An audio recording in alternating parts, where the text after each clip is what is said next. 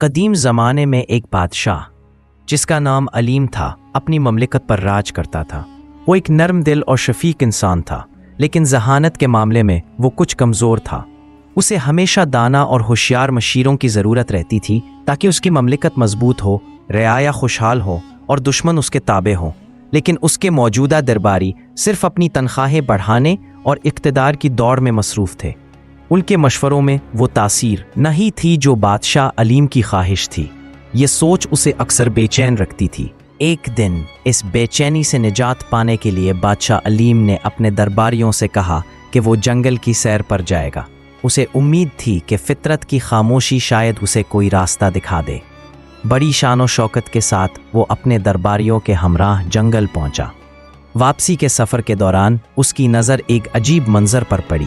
ایک شخص جس کا نام یکے تھا ایک بڑے پیپل کے درخت کے نیچے بیٹھا خود سے باتیں کر رہا تھا۔ دور سے وہ پاگل لگتا تھا، لیکن اس کے انداز میں کچھ عجیب سا اعتماد تھا۔ بادشاہ علیم نے گھوڑے کی رسی کھینچی اور رک گیا۔ اس کے ذہن میں خیال آیا کہ یہ شخص یا تو واقعی دیوانہ ہے یا پھر غیر معمولی ذہانت کا مالک ہے جو اپنی دنیا میں گم ہے۔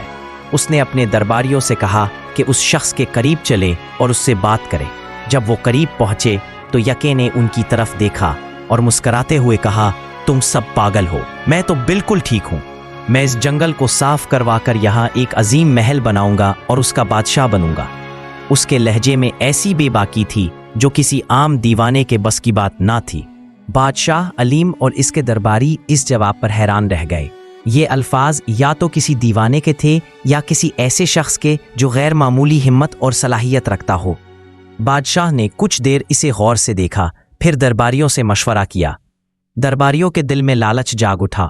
وہ آپس میں سرگوشی کرنے لگے کہ اگر یہ شخص بادشاہ کا خاص مشیر بن گیا تو ان کی اہمیت کم ہو جائے گی۔ ایک درباری نے کہا، یہ خطرناک ہے، یہ ہمیں دبوچ سکتا ہے، چلو یہاں سے چلے۔ دوسرے نے کہا، یہ تو آدھا پاگل ہے، اس سے کیا توقع، بادشاہ سے کہو کہ اسے ساتھ لے چلیں، دیکھتے ہیں کیا ہوتا ہے۔ درباریوں نے بادشاہ سے کہا کہ اس شخص کو محل لے جائیں۔ اگر وہ واقعی ہوشیار نکلا تو کام آئے گا، اور اگر پاگل ہوا تو اسے چھوڑ دیں گے۔ بادشاہ علیم نے یہ مشورہ مان لیا اور یکے سے کہا کہ وہ ان کے ساتھ چلے۔ لیکن راستے میں یکے نے اچانک گھوڑے کو دوسری طرف موڑ کر بھاگنے کی کوشش کی۔ بادشاہ اور درباریوں نے اسے فوراً پکڑ لیا اور محل کی طرف روانہ ہوئے۔ محل پہنچتے ہی ایک عجیب منظر سامنے آیا۔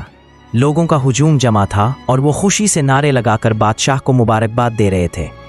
بادشاہ علیم نے حیرت سے پوچھا، یہ مبارکباد کیوں؟ لوگوں نے جواب دیا، آپ کی جان بچ گئی جناب، جہاں آپ گئے تھے وہاں دشمن کا ایک بڑا لشکر گھات لگائے بیٹھا تھا، ہمیں یقین تھا کہ آپ واپس نہیں آئیں گے۔ یہ سن کر بادشاہ حیران ہوا اور اسے شکر گزاری کے ساتھ پریشانی کا احساس ہوا۔ لوگوں نے مزید کہا، آپ بہت دانا ہے، آپ نے راستہ بدل کر دشمن سے خود کو بچا لیا۔ بادشاہ نے خاموشی سے یکے کی طرف دیکھا اور دل میں سوچا کہ یہ شخص کوئی عام آدمی نہیں ہے۔ اس نے درباریوں سے کہا کہ یکے کے لیے ایک عظیم کرسی تیار کی جائے، آج سے یہ میرا خاص مشیر ہوگا۔ درباری جو پہلے ہی خوف زدہ تھے بول اٹھے، مہاراج یہ شخص پاگل ہے، یہ آپ کو نقصان پہنچا سکتا ہے۔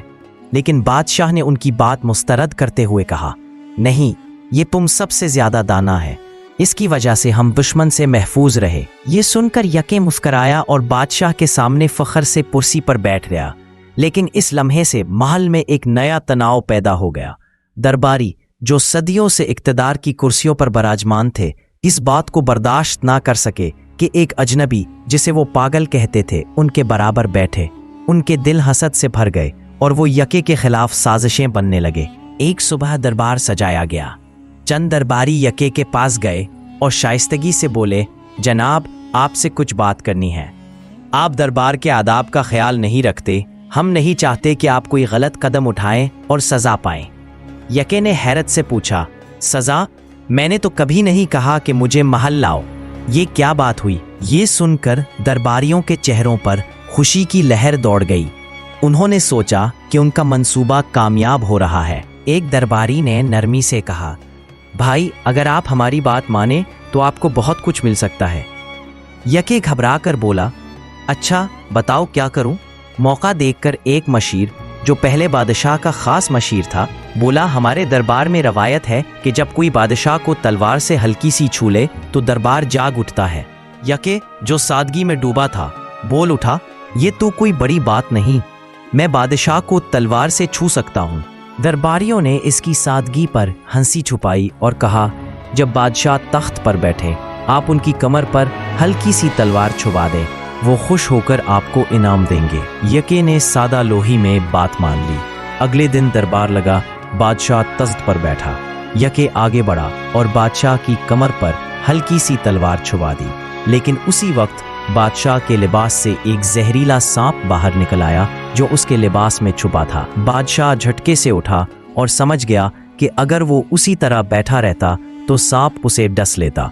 शुक्रगुजारी से भरे दिल से इसने यके को गले लगाया और कहा, यह वाहिद शख्स है जो मेरी जान की हिफाजत करता है। अगर उसने ये ना किया होता आज मेरा आखिरी दिन होता।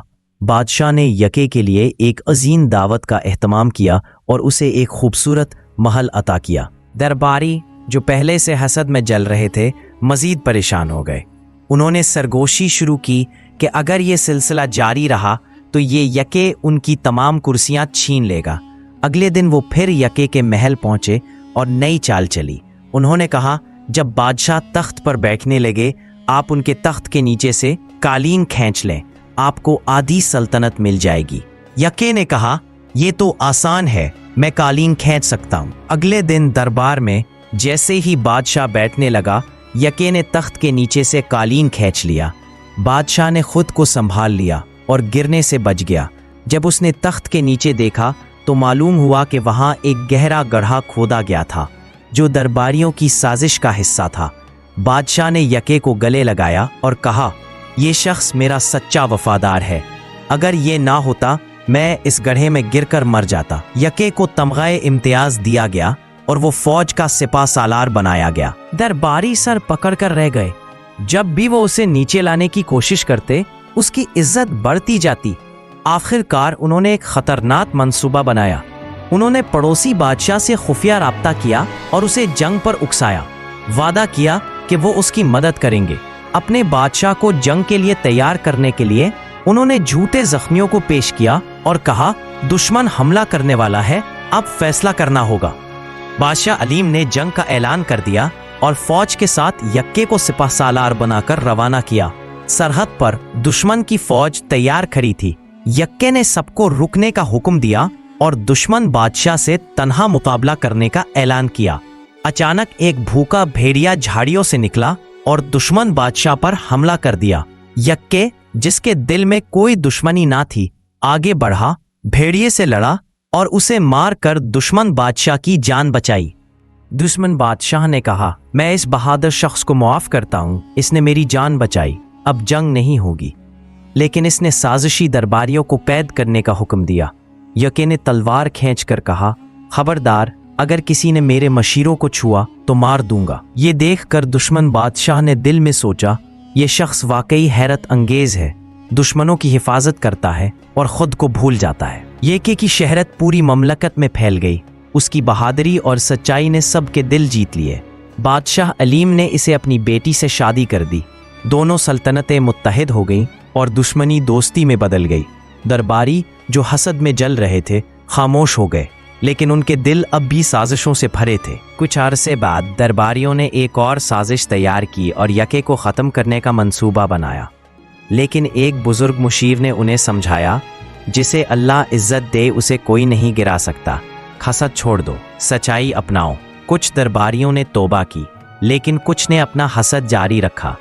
बिलाखिर यके ने अपनी ज़िंदगी इज्जत के साथ गुजारी और इसकी मौत के बाद भी इसकी बहादुरी के किस्से लोगों की ज़बानों पर रहे। ये कहानी हमें सिखाती है कि सच्चाई और बहादुरी हमेशा जीतती है, जबकि हसद करने वाले कभी कामयाब नहीं होते। तकदीर और अल्लाह का करम सब पर हावी है। अगर कोई इज्जत याफ्ता है तो उसकी खूबियों से सीखें, हसद न करें। उम्मीद है आपने इस कहानी से बहुत कुछ सीखा। अगर आपको ये पसंद आई तो अपनी राय ज़रूर दें और ऐसी दिलचस्प कहानियों के लिए हमारे चैनल को सब्सक्राइब करें। शुक्रिया।